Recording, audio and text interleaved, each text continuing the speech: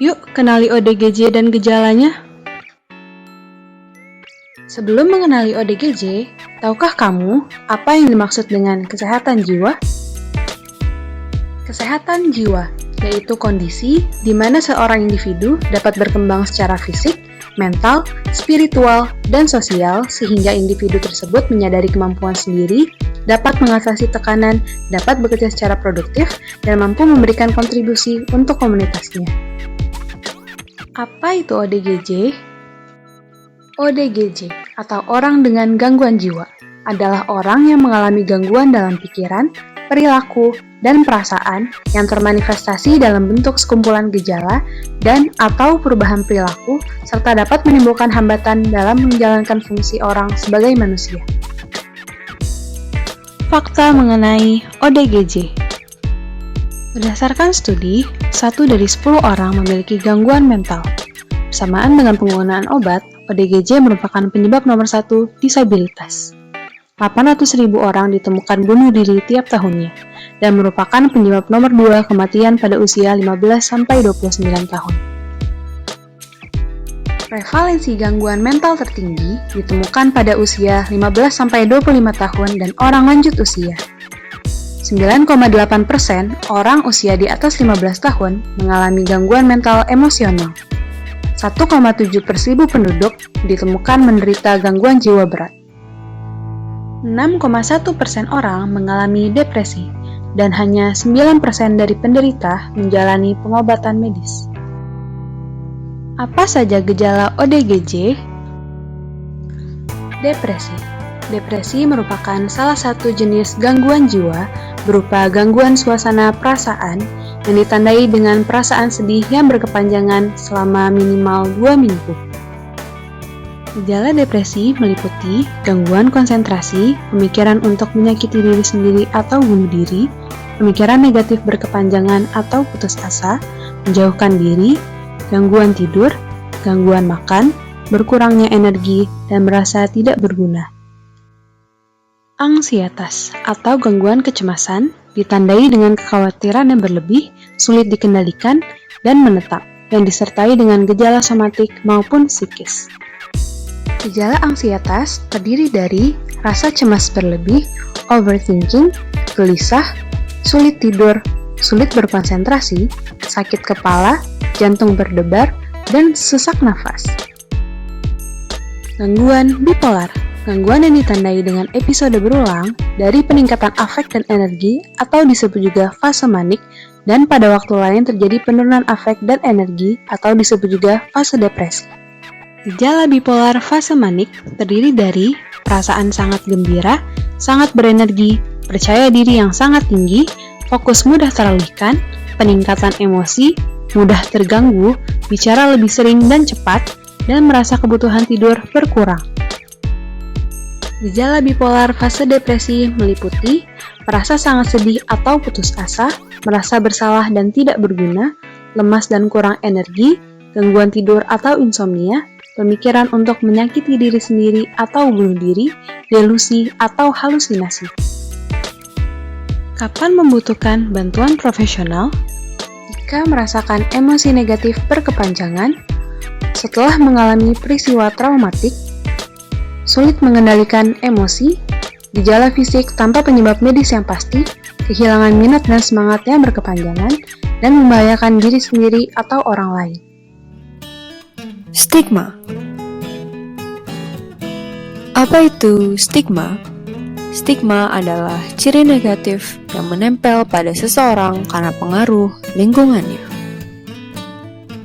Dengan kata lain, stigma merupakan suatu tanda memalukan yang digunakan untuk mengidentifikasi dan memisahkan seseorang yang oleh masyarakat dilihat sebagai abnormal, berdosa, atau berbahaya.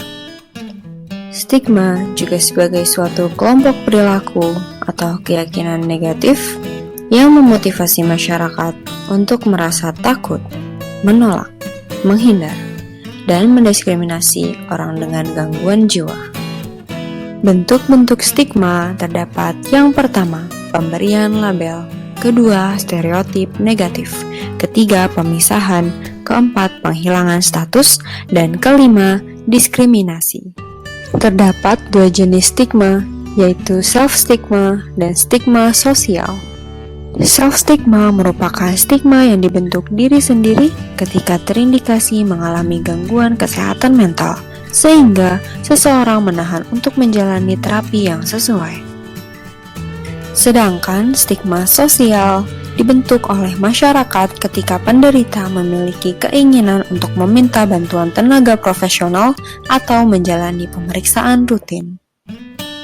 Bagaimana stigma yang berlaku di masyarakat? Pertama, anak yang memiliki gangguan kesehatan mental karena orang tua tidak mendidik dengan benar. Faktanya, semua orang memiliki peluang yang sama. Kedua, lebih baik ke mantri, orang pintar, atau paranormal karena dianggap guna-guna atau kerasukan. Faktanya, hal tersebut justru memperparah keadaan karena tidak mendapat penanganan yang baik dan sesuai.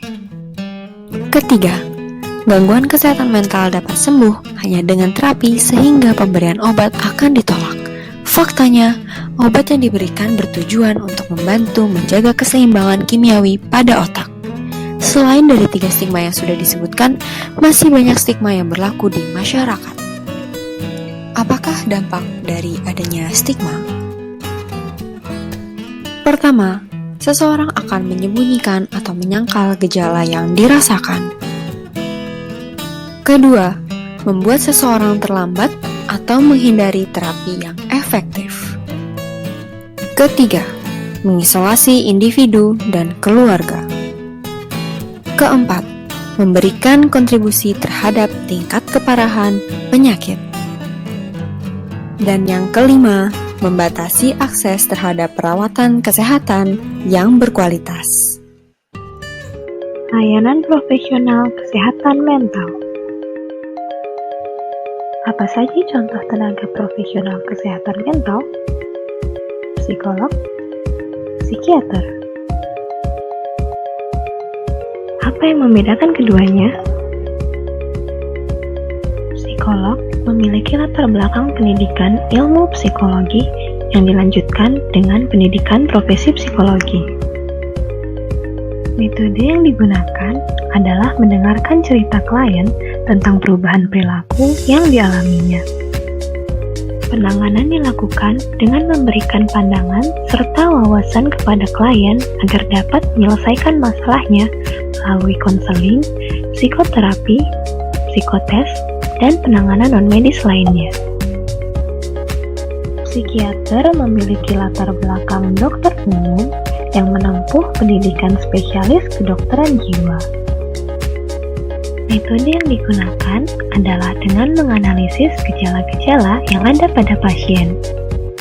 Penanganan dilakukan dengan pemberian obat-obatan baik secara preventif, kuratif, maupun rehabilitatif. Bagaimana cara mengakses layanan profesional tersebut? Kamu dapat menanyakan langsung pada puskesmas atau rumah sakit terdekat maupun melalui layanan daring. Lebih dari 3.000 puskesmas dan 250 rumah sakit telah memiliki layanan kesehatan jiwa. 35 RS jiwa pun telah tersebar di seluruh provinsi. Secara daring, kamu dapat menemukan berbagai asosiasi maupun layanan masyarakat yang dapat membantumu menemukan layanan profesional yang tepat. Selain itu, kamu juga dapat mengunjungi situs PDS KJI. Masih merasa ragu untuk mencari layanan profesional? Kamu dapat mencari platform daring yang menyediakan tempat bercerita untukmu. Contohnya adalah sobatmu.com. Apabila kamu mengalami permasalahan yang berat, sobatmu.com akan dengan senang hati mendengarkan keluh kesahmu.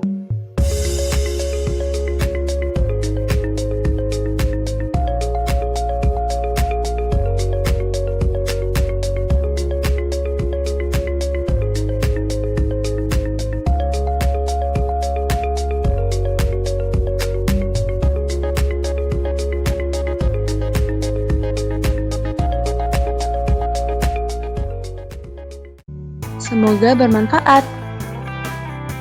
Karena kamu gak sendiri.